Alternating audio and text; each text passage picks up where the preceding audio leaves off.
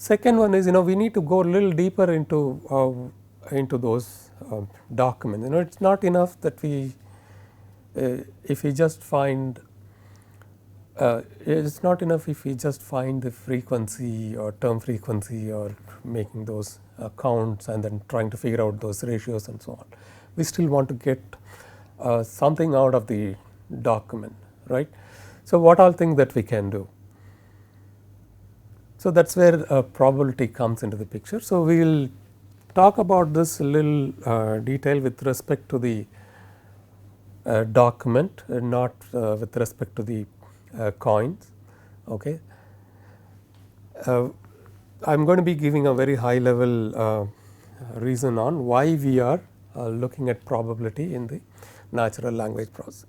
So, it actually provides methods to predict or make decisions based on what we have counted, right. So, you can, so for example, I have counted the terms New York, right. So, they occur always together, the co-occurrence of those two words. So, next time when I give a word new to the system, and if New York occurred so many times than new and any other word, the system will be able to predict that the next word for the new would be New York. So, that is where probability comes into the picture. Okay. So, we can make the informed decision based on the data that is available to us, based on the history that we have captured, right. So, this is what we can do with probability. So, we can make some informed decision, right. So, we can also get the quantitative description or chances or likelihood associated with various outcomes. We can look at the probability of a sentence. For example, assume that I have looked at the entire corpus, made all the statistical counting and so on and so forth, right. And then I am just giving a new sentence which consists of, let us say, 4 words. So, what is the probability of this sentence being part of the corpus is something that we can deal with if we know the entire details of the corpus, and we have counted all the terms and frequencies, we have counted the co-occurrences of words and so on, right. So, given a new sentence, so we would be able to get the probability score for that particular sentence, whether it is a very high probable sentence according to the corpus, or it is not possible to have such a sentence based on the corpus that we have in hand. So, that is something we will be talking about. As I mentioned earlier, probability of the next word in this sentence, how likely to predict you as the next word. So, let us say I am going to be typing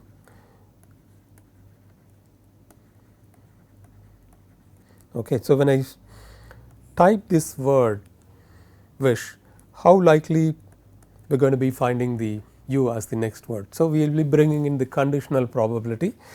The probability of this word coming in after wish is so much, there is some number that will come along with that, and there could be several combinations or several words also that could be coming after wish, right. So, based on which one has the higher value, that particular word would be picked up as the next word.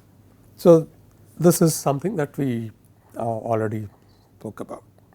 So, we will be talking about discrete sample space, the kind of experiment we do, joint and conditional probabilities and so on.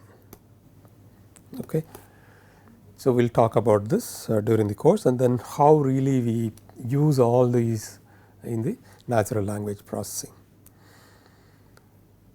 So, we will also look at as I mentioned earlier, how we can compute the probability of a sequence of words. A sentence is nothing but a sequence of words, right.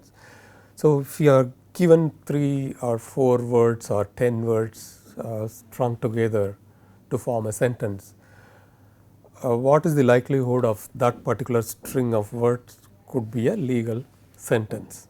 So, that is something that we can compute using the language model, and we will talk about this in detail in one of the weeks.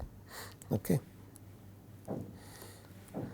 So, see where we are going, right. So, initially we just looked at only the words without really looking at the meaning of any of those. Then next we started looking at the statistical counting that we have in hand, and then use the probability to start predicting what could be the next word, whether the sentence that I am going to be creating is really possible to have as the sentence that I am going to be creating is going to be really probable, or is what is the likelihood of that particular set of words